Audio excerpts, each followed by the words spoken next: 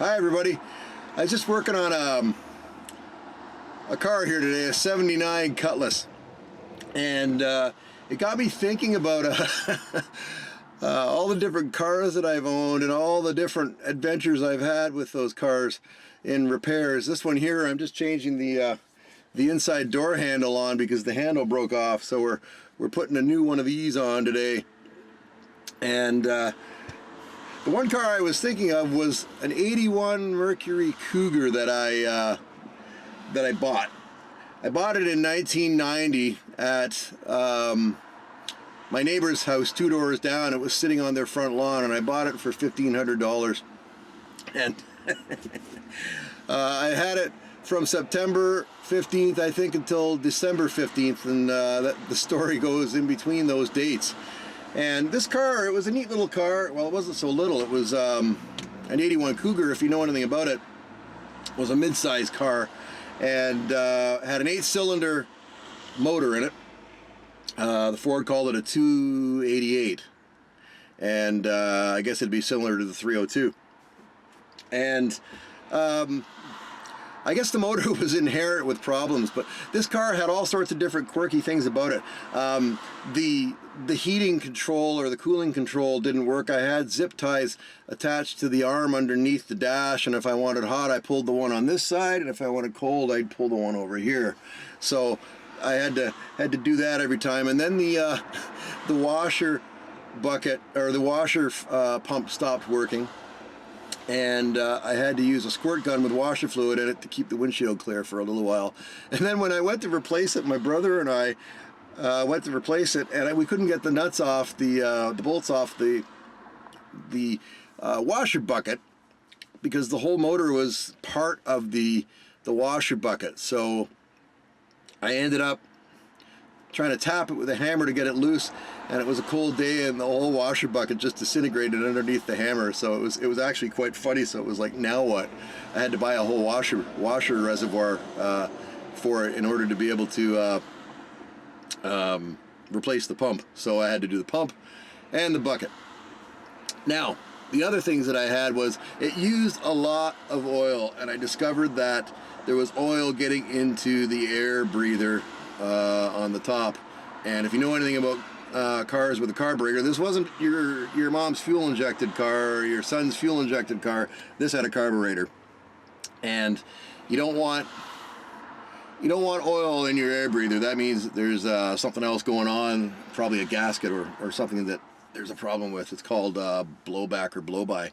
And so I drove around with this for quite a while. I just made sure I had a couple of liters of oil in the trunk, and just continued on my merry way.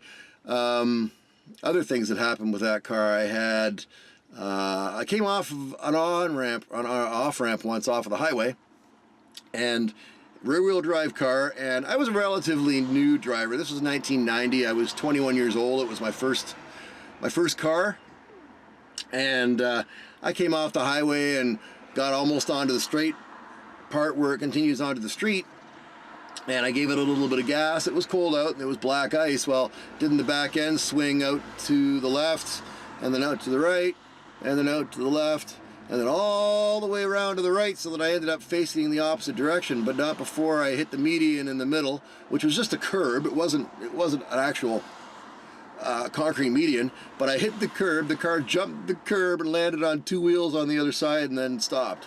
And the hubcaps were launched clear across the road onto the westbound traffic, and hit the other side westbound traffic from the hubcaps from the passenger side, flying across the highway because I knocked them off on the curb.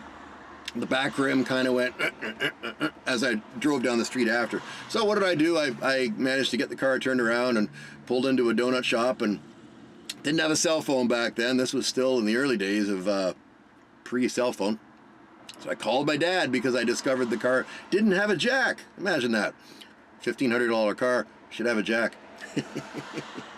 Anyways, so I got a new rim for it, and fortunately none of the suspension or anything else connected to that was damaged. I was able to continue driving it for the remainder of its life, which wasn't very long after that.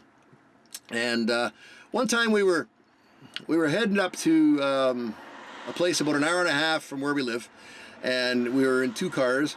It was myself and my brother was in his car behind us, and I had a bunch of people with me, and he had a bunch of people with him. We were heading up to a church up in this northern town from where we live. And of course I get there and immediately slam my finger in the door. So that was one bad thing about that trip. And then I added the oil before, you know, at some point while we were there before we came back. But on the way back, the car started to sound a little bit strange. And my brother was behind me, and he starts flashing his headlights at me. So I pull over, and I mean, there's smoke coming out of the back of my car, and he gets out and he starts laughing, and I said, "What's wrong?" And and by the time we got to the point where we stopped at the side of the road, the car had just completely died. Little did I know at that time, when the car died, that was the last time it was ever going to run, because the motor had seized. So I had to get it towed from 45 minutes from home all the way back to the city to decide what I was going to do with this car, because at that point I didn't know what was wrong. And my brother was behind me, and I said, "Why did you get me to stop? If I hadn't stopped, I could have kept going and I would have made it home." And he goes, "Dan," he said, "there was flames shooting out the back." He said, "There was no way you were going to make it home." And to this day, we still have that discussion, and I'll say, I could have made it home if you hadn't stopped me. I could have made it back to the house if you hadn't stopped me. And he's like, "There's no way you would have made it." So that was the end of my 81 Mercury Cougar. I think I replaced a battery in that, and possibly an alternator in that. Great times in that car. Oh, and the other thing that happened was in November, just prior to my giving that car up, I started dating this girl, and we were out going somewhere. I don't remember exactly where it was, and we were about 10 minutes from her house coming back, and the car broke down.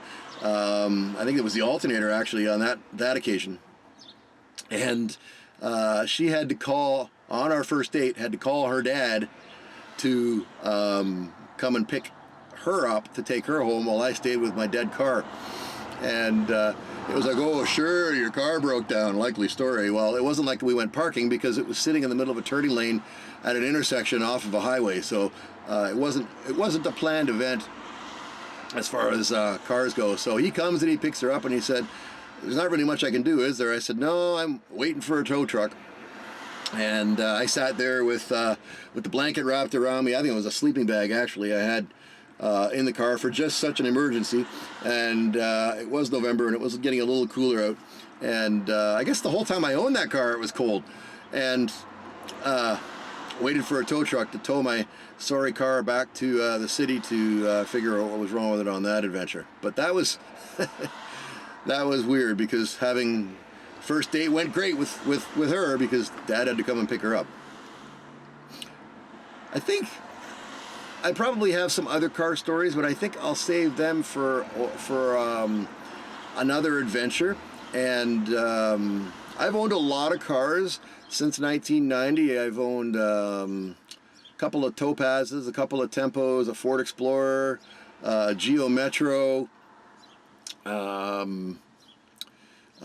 Saturns. I've owned a couple of Saturns. Now I own a Ford truck. I've had a Dodge Dakota. I've had a Chevy truck, GMC. Yeah, it's I got a lot of different stories for probably more than half of those cars. So anyways, that's Dan's car story for today. Like the video, subscribe to the channel, and hopefully I'll have more stories for you and other things going on in my life as we continue to build a YouTube channel. Have a great day.